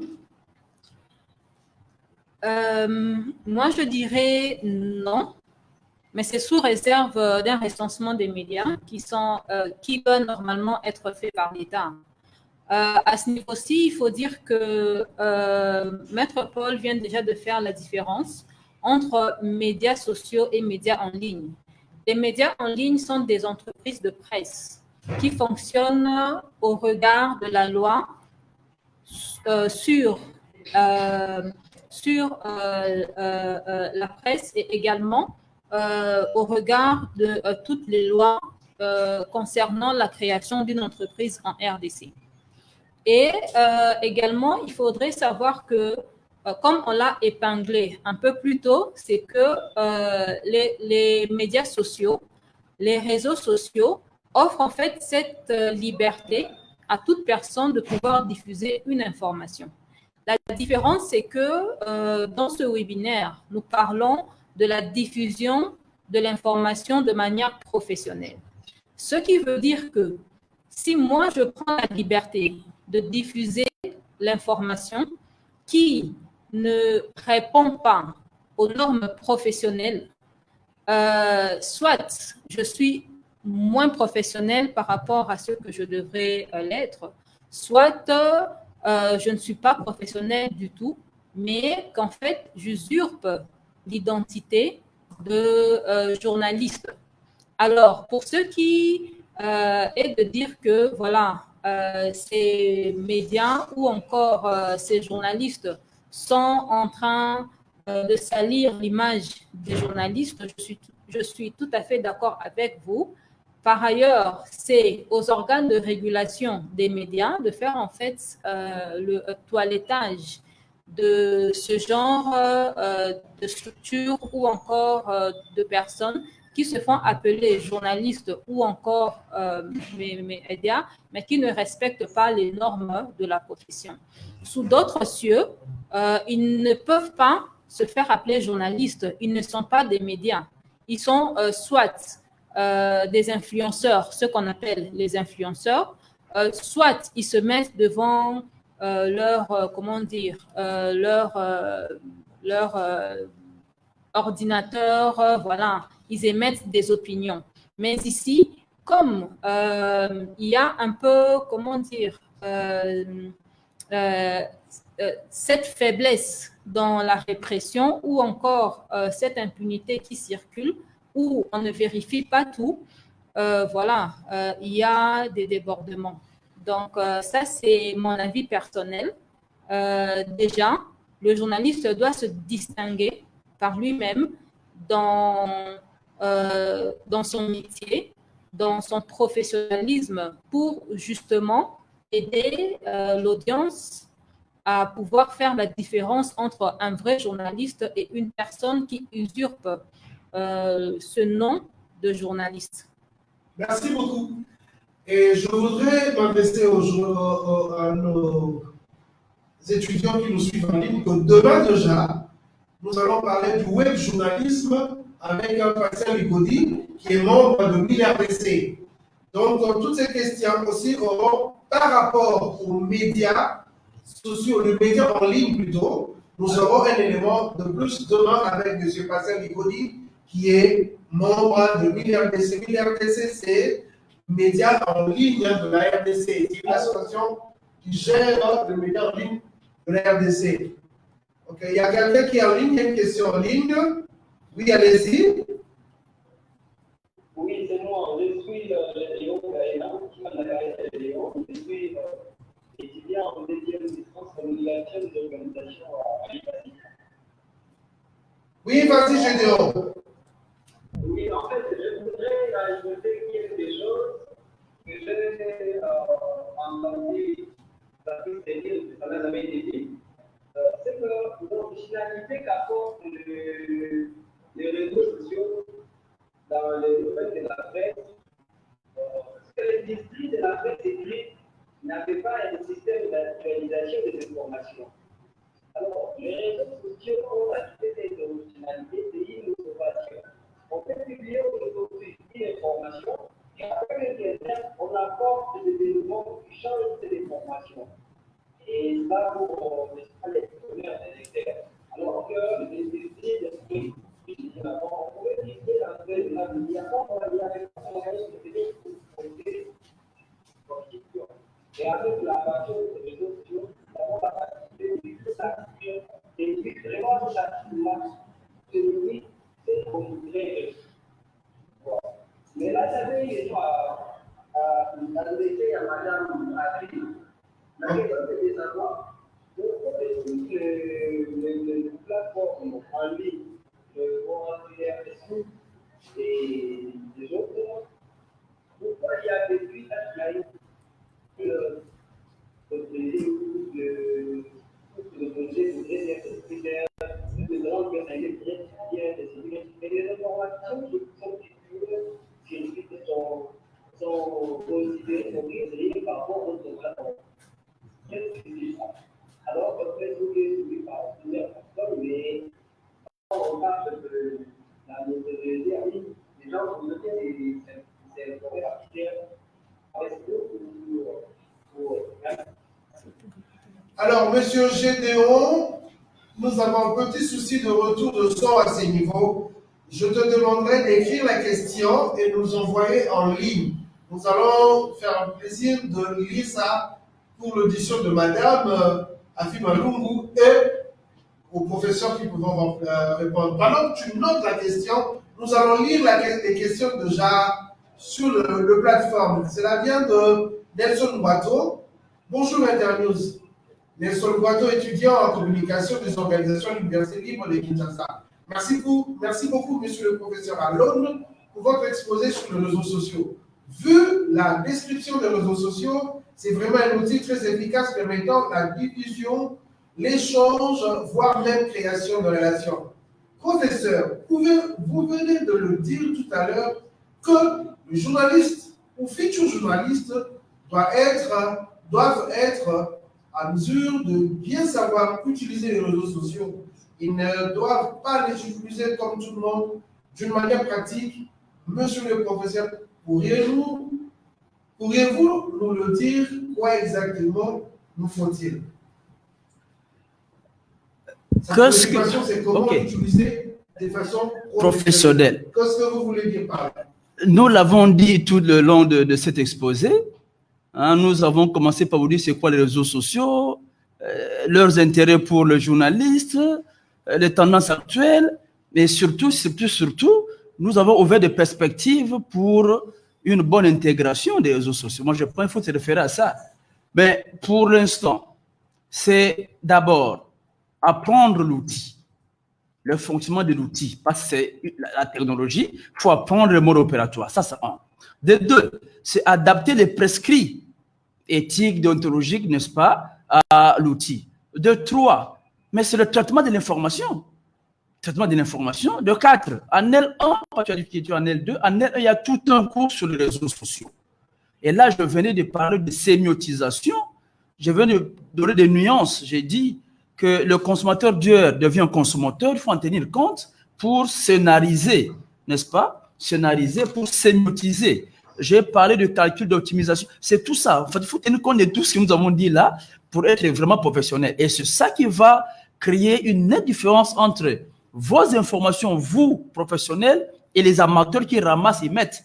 Et j'ai dit que le journaliste, partant de ses compétences telles qu'on venait d'élaborer là, d'écrire là, sera là pour valider le fait. C'est ça qui va faire que le même fait, la même information donnée par un amateur et un journaliste, et quand on lit, c'est totalement différent.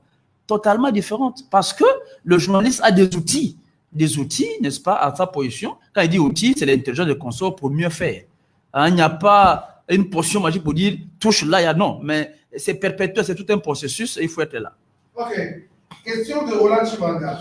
J'adresse ma question au professeur Alon. Avec la flambée ou la multiplicité des réseaux sociaux, mieux les médias sociaux, ça c'est selon lui, pouvons-nous considérer que ces derniers sont une menace permanente contre les médias traditionnels ou classiques, notamment la presse écrite qui, du reste, diffuse des informations en retard, contrairement aux réseaux sociaux? Sinon, la presse écrite dite traditionnelle n'est-elle pas en voie de disparition au profit de la presse en ligne? Moi, je me envoyer la question au professeur Michael. Oui, je réponds directement. Ça, c'est vraiment un problème majeur. Moi, je l'ai dit parce que j'ai entendu un éditeur, tout récemment à la clôture de l'année académique, qui se plaignait, qui disait, mais il faut nous secourir parce que nous sommes en train de disparaître par rapport aux médias en ligne.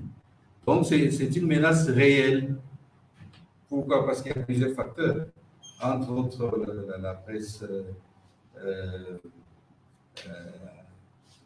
ordinaire, traditionnelle, coûte cher. Elle coûte cher. La manière de produire, comment payer les journalistes, ceux qui achètent cette presse. Donc, c'est difficile. Donc, les journalistes professionnels traditionnels qui sont dans la presse écrite se sentent effectivement menacés par les médias en ligne. Maintenant, que faire? Bon, on nous a demandé à l'IFASIC de même promouvoir.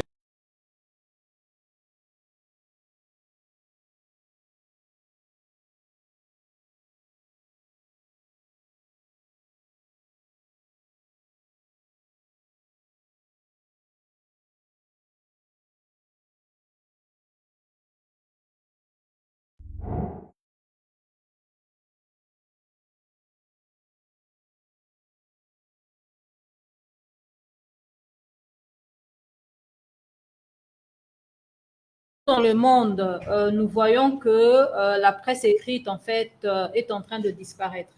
Et ça, ce n'est la faute à personne. C'est juste l'évolution technologique.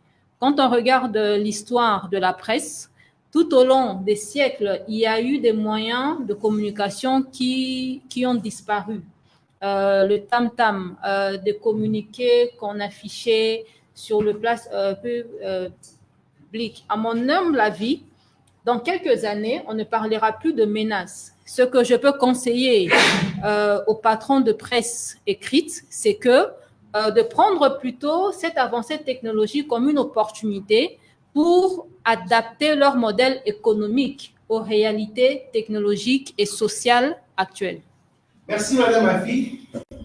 Je veux rapidement ramasser quelques questions. Bertrand Vauva, j'ai une préoccupation concernant maintenir l'actualité pour le professeur Alon. Pour Madame Afi, quel est le réseau social que proposez-vous pour faire parvenir l'actualité selon les statistiques? Mais nos opérateurs ont mis en ligne les statistiques. Donc je pense que le mieux, c'est d'analyser les données et de tirer les conclusions qui te conviennent. Les données sont là, le lien est déjà placé dans la plateforme. La question de Franck Ebanza. Comment lutter contre la désinformation ou des fake news sur les réseaux sociaux? Il est bref et explicite. Comment lutter contre la désinformation ou les fake news sur les réseaux sociaux? Madame Afi.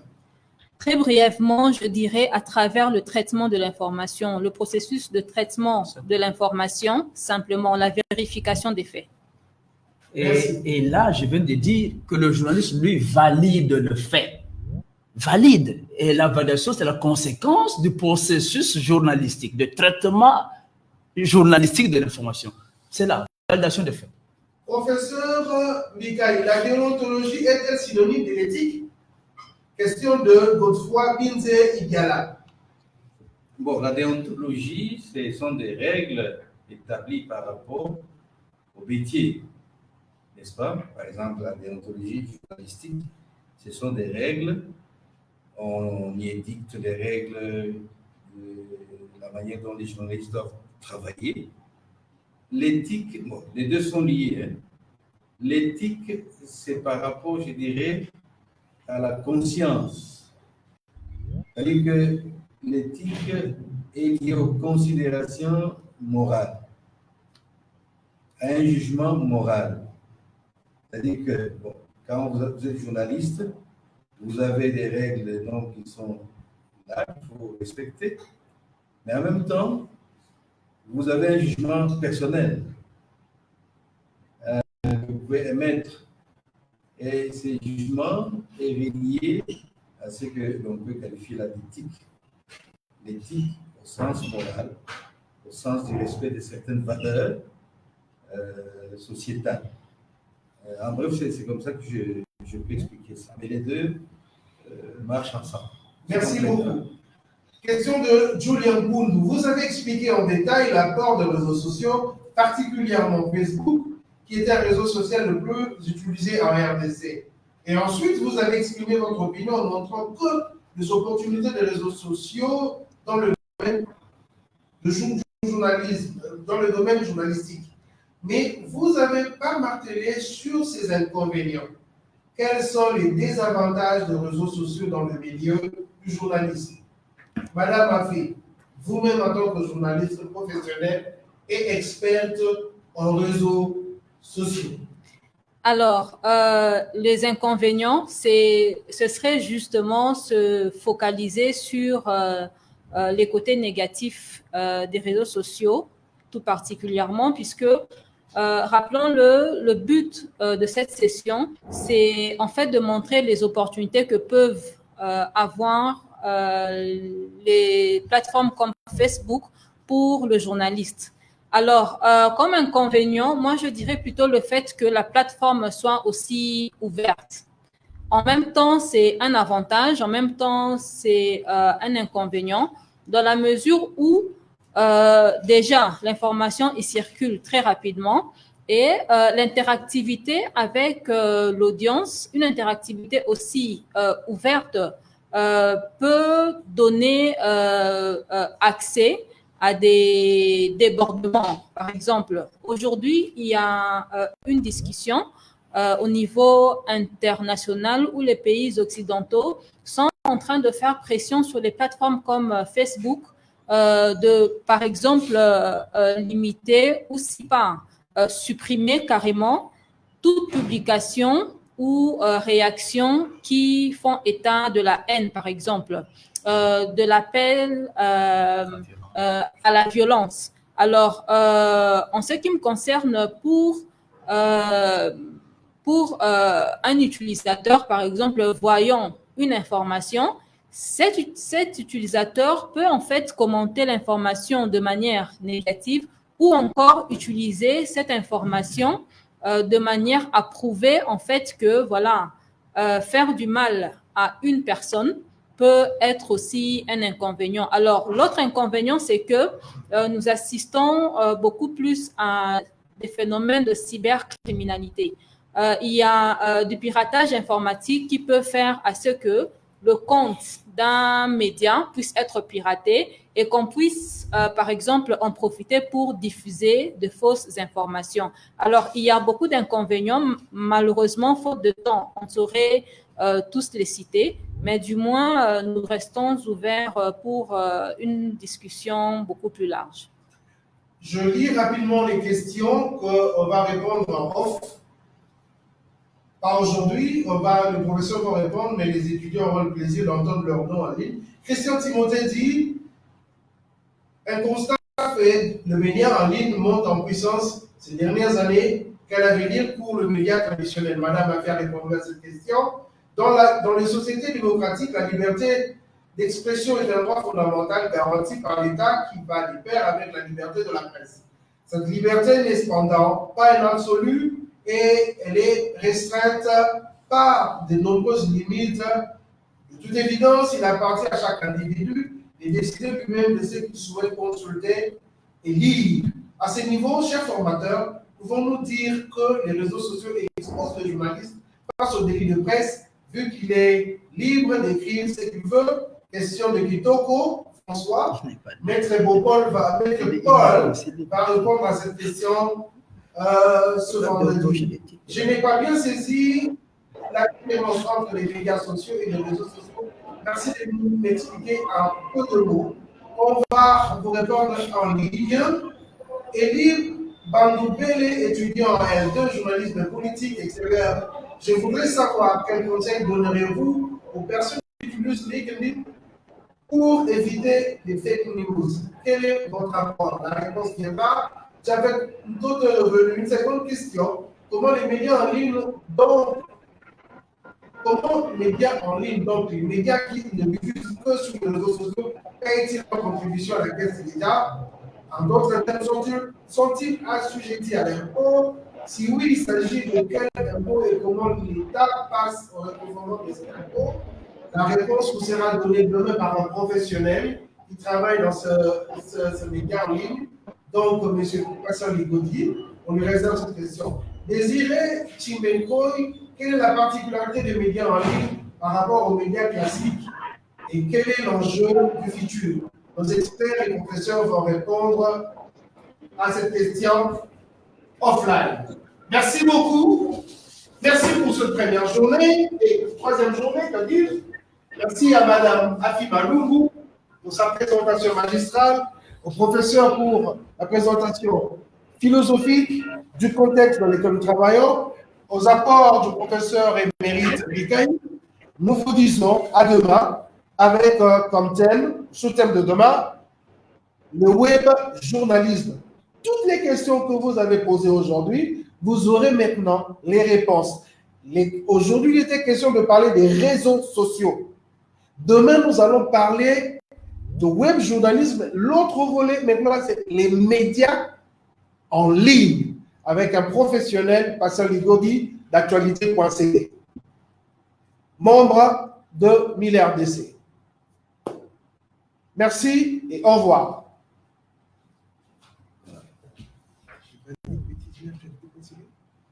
Accusé.cd, c'est ça, non? Oui, c'est passé.